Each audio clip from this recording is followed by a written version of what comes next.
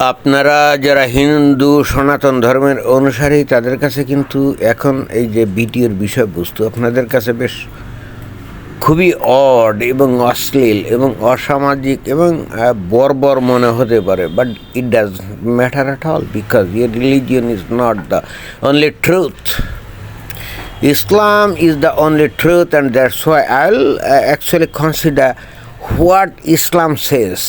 I'll follow that, not I'll follow what your Hindu Sanatan Dharma says. Okay? বিষয়টা হচ্ছে আপনার ওই যে কাকি বা মামি তাদেরকে আপনি কী দৃষ্টি দিয়ে দেখবেন? আপনারা তো অনেকে তাদেরকে মায়ের সমানে স্থান দেন, তাই না? But in Islam you can't recognize them as your mummy or mother.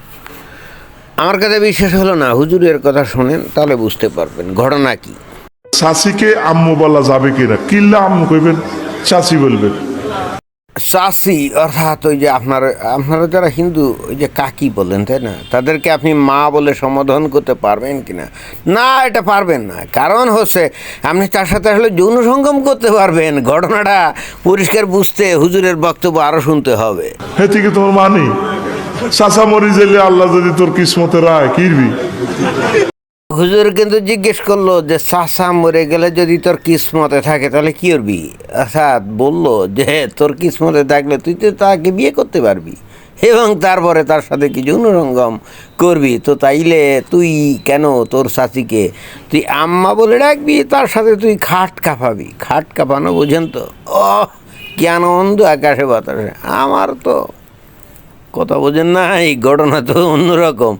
ইসলাম যে একমাত্র ঘাঁটি সত্য ধর্ম এতে কিন্তু কোনো সন্দেহ নাই, কারণ এখানে বিষয়বস্তু হলো খাট কাঁপাকাঁপি, বুঝলেন না? খাট কাঁপাকাঁপি, যৌনতা. ও এই যে পুরুষ মানুষগুলো এগুলো তো লুচ্ছা টাইপের, তাই না? এদেরকে আপনি আকৃষ্ট করতে পারেন, আপনি যত তাদের যৌন সুবিধা দিবেন, তাই না? তো দেখি হুজুর তারপরে কি বলে. শরীয়তের বিধান তো মা কাজকা কোন অবস্থা মা বলবি না.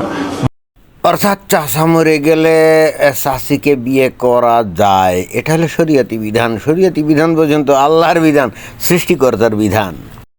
আপনারা যারা হিন্দু আছেন তারা বুঝবেন না. আপনারা তো ওই যে কাকিকে মায়ের সমান স্থান দেন, তাই না? এবং সেই হেতু আপনারা কল্পনাও করতে পারেন না যে আপনার কাকা মারা গেলে আপনার কাকিকে আপনি বিয়ে করতে পারেন, অথবা মামা মারা গেলে আপনি আমার মামিকে বিয়ে করতে পারেন. ইসলাম ইজ নট লাইক দ্যাট. মায়ের মতো সম্মান দিবি তোর চাচার ওয়াইফ, মায়ের মতো সম্মান দিবি, সম্মানে ঘাটতি নেই, কিন্তু পর্দা করতে হবে. শাস্ত্রের সাথে দেখা দেওয়া জায়েজ আসেনি? ইসলাম কত সহজ দেখছে.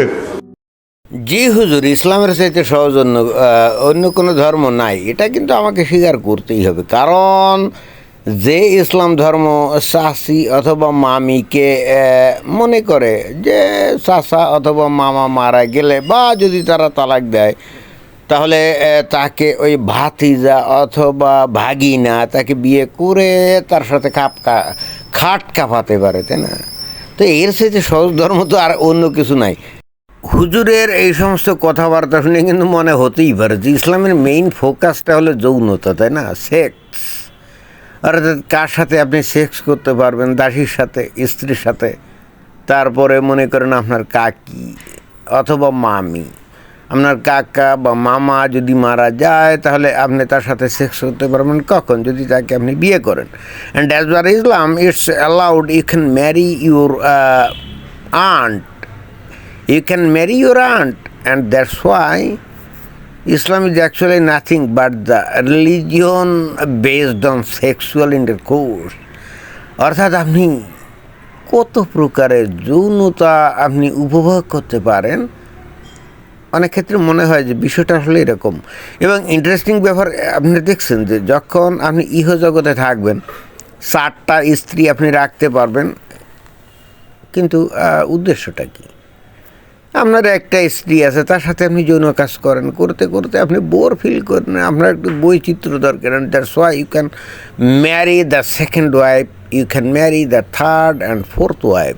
Why? It's because you can taste the variety in sex, right? Not only that, you can also marry your aunt when your uncle will die. এই আঙ্কেল মানে হলো বাংলায় কি কাকা, অথবা মনে করেন মামা। মারা গেলে আপনি আপনার চাচি এবং আপনার মামিকে আপনি বিয়ে করতে পারেন। এবং এই হেতু আপনার ইমানদণ্ড যাতে আপনার কাকিকে দেখলে বা মামিকে দেখলে উত্থিত হয়ে না যায়, এই জন্যে কী করবে, আপনার কাকি এবং মামি আপনার সামনে কিন্তু পর্দা করবে। কেন পর্দা করবে? কারণ তার যদি চেহারা ছবি ভালো থাকে ভাই, আপনার ইমানদণ্ড উত্থিত হবে না এমন কোনো গ্যারান্টি দেওয়া যায়? হতেই তো পারে। তো এই জন্যে ইসলাম একমাত্র সত্য ধর্ম, এবং ইসলাম বেসিক্যালি আপনাকে ইহজগতেও মজা দেওয়ার যাবতীয় ব্যবস্থা করেছে। যেমন আপনি 4টা স্ত্রী আপনি রাখতে পারেন, এবং বাংলাদেশে ওই যে এখন আইন করেছে যে আপনি 2য়, 3য় অথবা 4র্থ বিয়ে করতে গেলে আপনার প্রথম স্ত্রীর কোনো অনুমতি দরকার নাই। কি আনন্দ আকাশে বাতাসে! পৃথিবীতে অন্য কোনো ধর্ম এই পুরুষ মানুষের মজার জন্য এত সুযোগ সুবিধা দিয়েছে বলেন? দেয় নাই। And that's why Islam is the only religion which is true and factual, right? It has come from Almighty God, because Almighty God, Allah, knows what a man needs.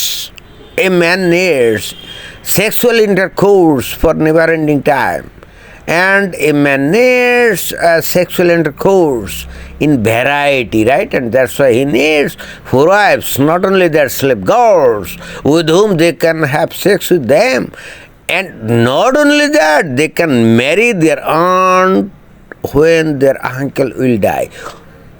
এর চাইতে মজা ভাই এই জগতে আমি অন্য কোনো ধর্মে দেখি নাই যে আপনারা হিন্দুরা আপনাদের কাকি অথবা আপনার মামিকে আপনার মায়ের সমান গণ্য করেন। আপনারা ফালতু লোক, আপনাদের ধর্ম ভুয়া। আপনার মামি, আপনার কাকি এরা তো আপনার মা না, তাই না? তো আপনার উচিত তাদের প্রতি আপনাদের আকৃষ্ট হওয়া। যদি কোনো দিন কোনোক্ষণে আপনার কাকা অর্থাৎ কাকা বা মামা মারা যায়, তাহলে আপনি কী করবেন? তাকে বিয়ে করতে পারবেন, and you can have a sexual intercourse with them, and you'll enjoy your life. কি আনন্দ আকাশে বাতাসে! হুজুর পরিষ্কার করে বলে দিল, তাই না? ইসলাম যে দুনিয়াভি একমাত্র শ্রেষ্ঠ ধর্ম, এটা কিন্তু এমনি না। পুরুষ মানুষের রঙ্গ তামাশার যাবতীয় ব্যবস্থা কিন্তু এখানে করা হয়েছে, বাট এখানে নারীদের কোনো সুযোগ সুবিধার কথা বলে নাই। আর কেনই বা বলবি? নারীরা কি মানুষ নাকি? ফালতু যত সব। ধন্যবাদ।